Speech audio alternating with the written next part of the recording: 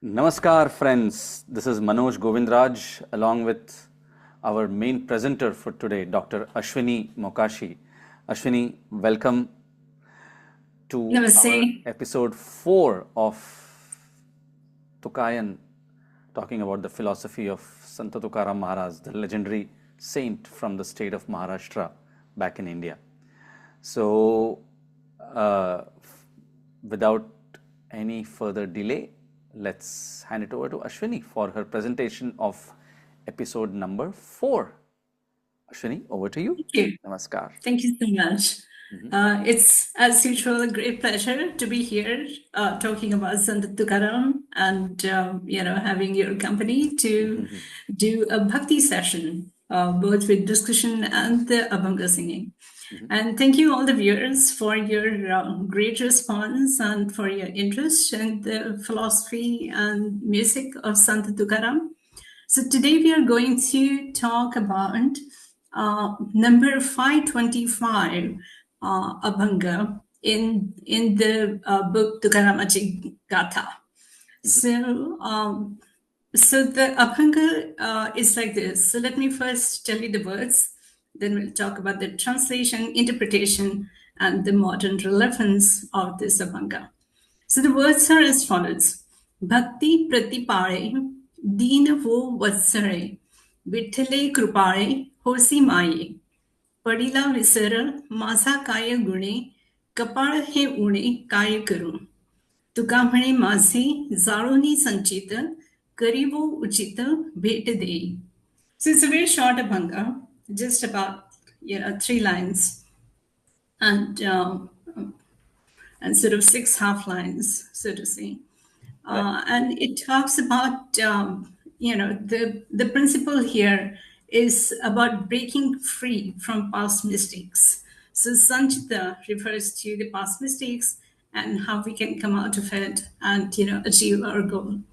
So it starts with the first principle of Bhakti, which is devotion. And so the translation would be like this. So Bhakti Pratipale Dina, meaning Bhakti or devotion protects the downtrodden. Wo Vatsale Vittale, O compassionate Lord Vittal. Krupare Hosimai, so be kind to me like a mother. So give me your unconditional love. Padila Visara Masa, meaning you've forgotten me. Kaya Guni, Kapalahe Uni Kaya Kuru. Kaya Guni refers to Sant Tukaram himself, meaning it's because of the way I am. Kapalahe Uni, meaning I am this kind of unfortunate person who is born this way. Kaya Kuru, what can I do about it? Tukamhane, which is a saying that we find in every abhanga of Tukaram. That's his signature. So Tuka says, Masi Zaroni Sanchita, meaning burn my past deeds, which are my bad karmas. Karivo Uchita, meaning please do the right thing. Bhet Dei, and give me your divine darshan, show me your divine presence.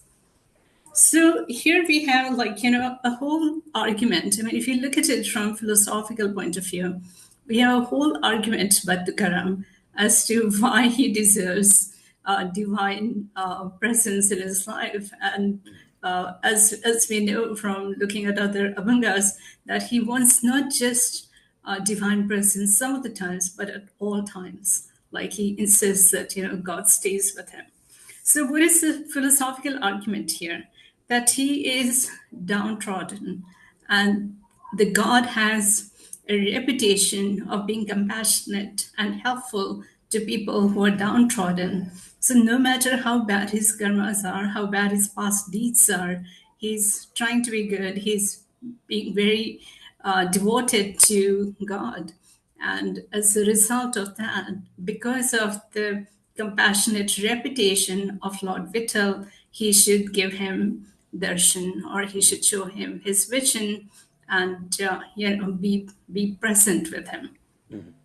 So that's a very interesting argument, and partly it meets all the criteria of Bhakti movement. So Bhakti movement has been sort of like, a great movement of devotion in the medieval India.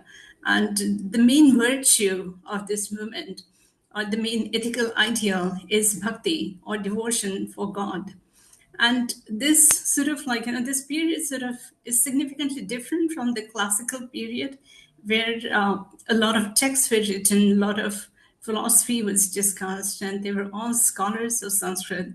Whereas the Bhakti saints were mostly people who offered their emotions and their devotion to God. And they came from all walks of life. They wrote in vernacular languages, and they were not scholars of Sanskrit. And yet, they produced this whole philosophy that was discussed in Sanskrit in the classical period. So, that part is very interesting. And Bhakti Yoga, for example, is also discussed in the Bhagavad Gita. So, here we see Bhakti from the points of view of these saints. So, devotion for God is the biggest virtue for them. And what you get by being devoted to God is you get the unconditional love for the disciple, just as mother loves her children, unconditionally. And no matter what the destiny of the devotee is, they still receive that love from God. And love for God is just as important as God's love for the devotee. So to get or to receive the love of God, one has to basically offer the same to God. And it's fine even if you have a lot of bad karmas, or even if you haven't learned any Sanskrit text. For the Bhakti movement, that was not a criteria at all. So the Tukaram also talks in a very sort of humble way. So the humility of being undeserving is also very clear.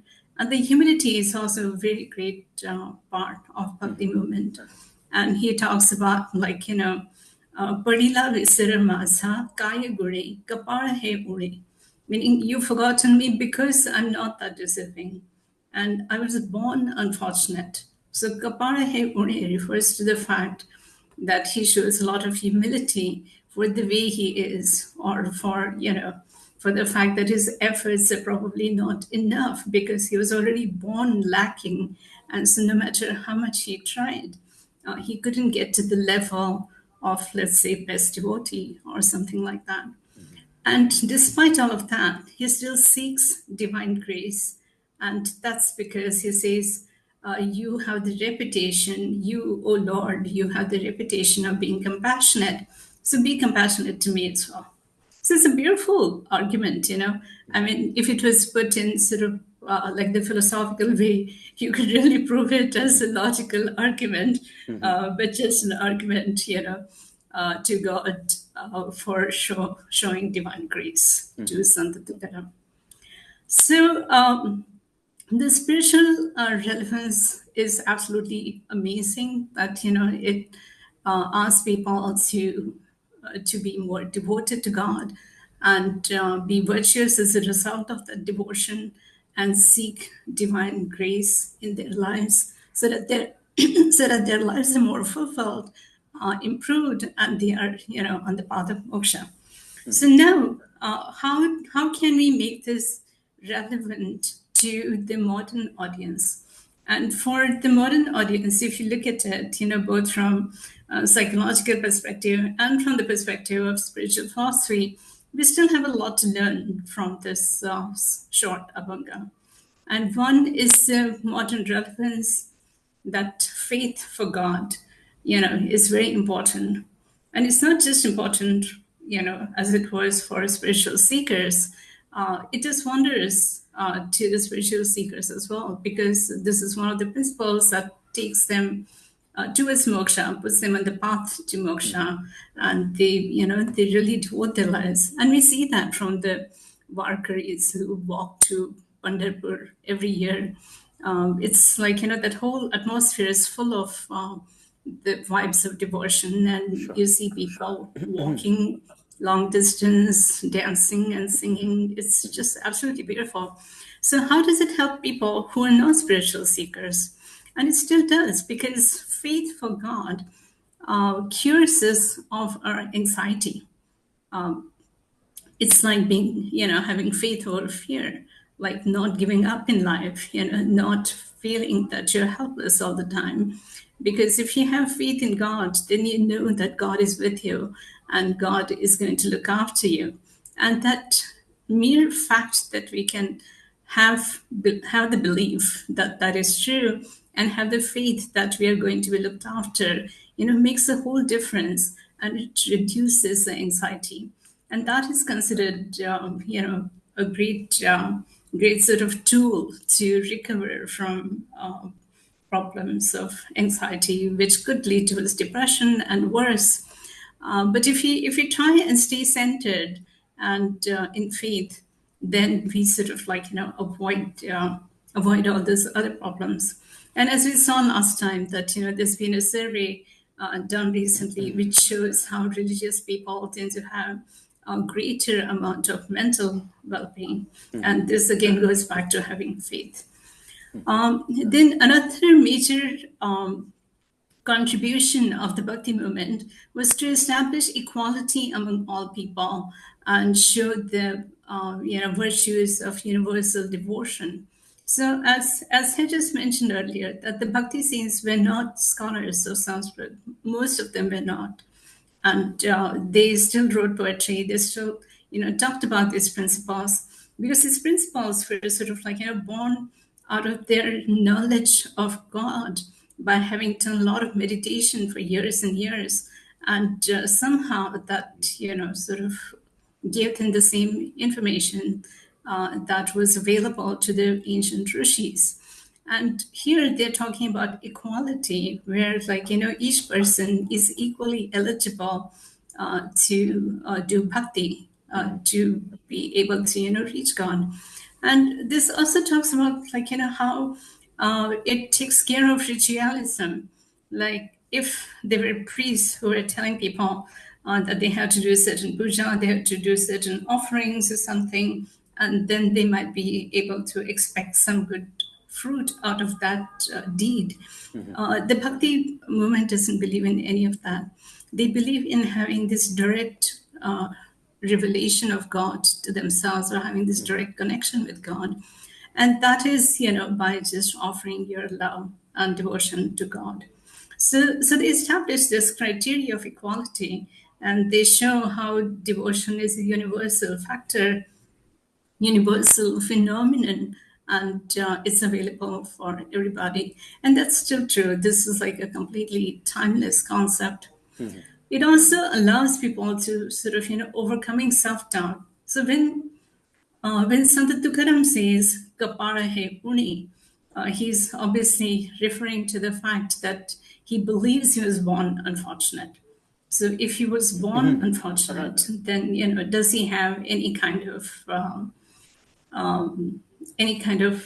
a layout? Like, is there a way out of that situation? If he's completely lacking, then he'll probably spend his whole life just filling that lack to get to sort of the average level of being moral.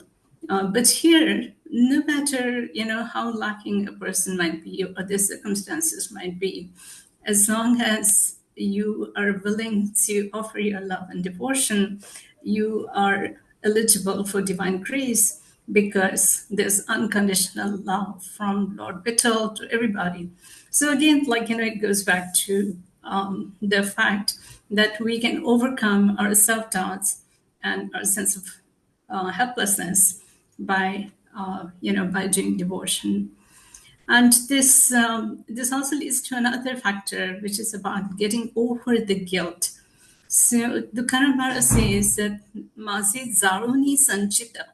So Sanchita is past karma, right? So he's asking God to burn my past karma, like to not hold me responsible for my past deeds, because they were done out of complete lack of understanding or knowledge. And please don't, sort of make me pay for that or punish me for my deeds which were done out of ignorance. So all those past karmas were done, and the fact that he accepts that bad things happen and he was responsible for them, but then they were done out of ignorance or not knowing. And, he repents for that. And he says that, I still want to be graced by you, but I want to see divine grace in my life, which is the fact that he's willing to move forward, and he's sort of suggesting that it's possible that even if something bad, regretful happened in the past, it's still possible to accept that, accept the guilt, accept the karma, but continue to move forward and continue to offer one's love and devotion to God. So I think it's a beautiful sort of sort of reasoning, and that applies not just to Sant Tukaram, but through him, he's sort of making it available for all of us to see that that look, we can move forward and we can all experience divine grace, especially for people who are spiritual seekers. And for the others, one can see that they can experience a good life, or they have a chance at a good life. And what does good life mean? Like, being, having a happy life, being joyful, and being content in life. And that is what it amounts to. So that is basically what I think, how I can interpret this. Nice. Yeah, beautiful. I think the relevance that you give is very nice to the modern, Thank you. contemporary situation. So, yeah, that was wonderful, very enlightening as always. Thank And you. now, with all of your permission, Ashwini, and all the viewers, Yes. this song in Rag Bhinna Shadaj. Bhinna Shadaj is a late night melody. Beautiful. And it is set to 8 beats rhythmic cycle called Bhajni Keherwa. So here we go. The abhang Bhakti Pratipale Rag Bhinna Shadaj. Wonderful.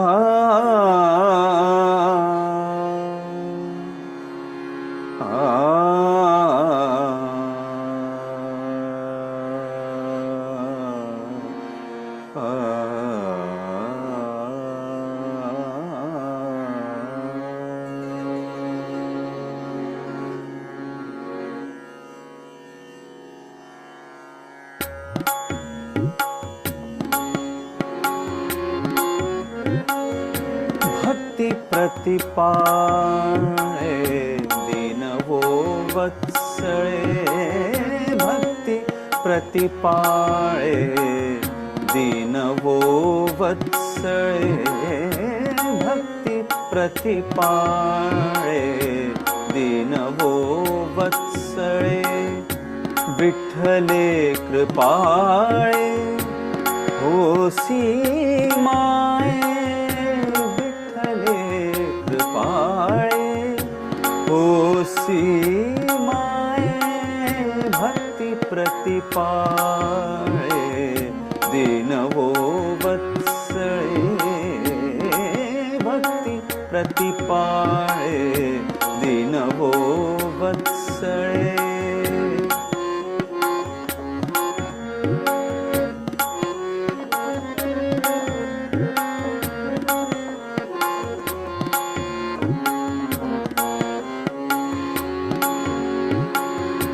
पडिला विसर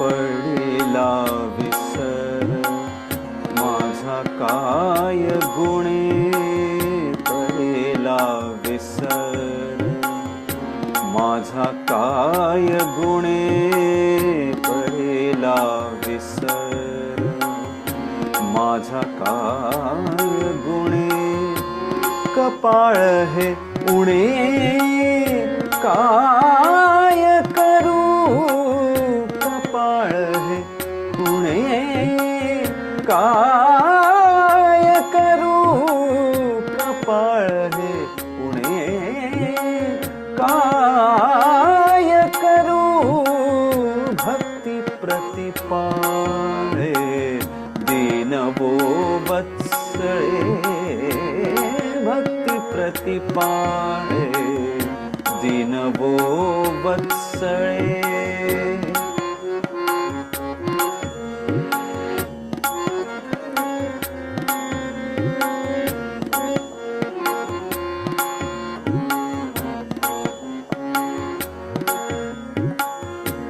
तुका म्हणे माझे जाळोनी संचित, तुका म्हणे माझे जाळोनी संचित, तुका म्हणे माझे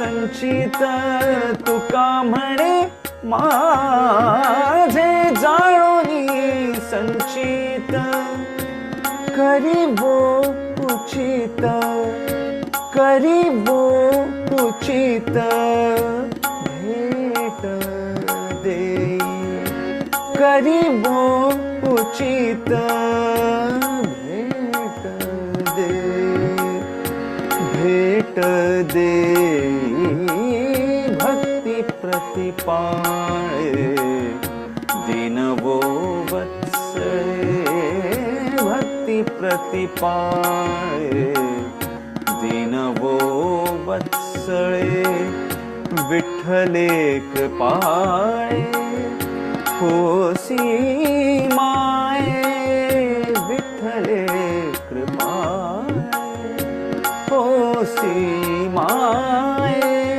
भक्ती प्रतिपाळे दीनवो वत्सळे, भक्ती प्रतिपाळे दीनवो वत्सळे, भक्ती प्रतिपाळे, भक्ती प्रतिपाळे, भक्ती प्रतिपाळे दीनवो वत्सळे.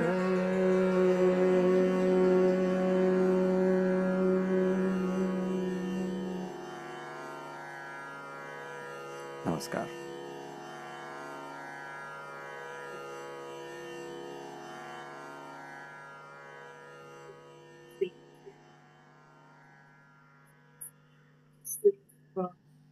Those people with a lot of love and devotion. Well, We're so involved.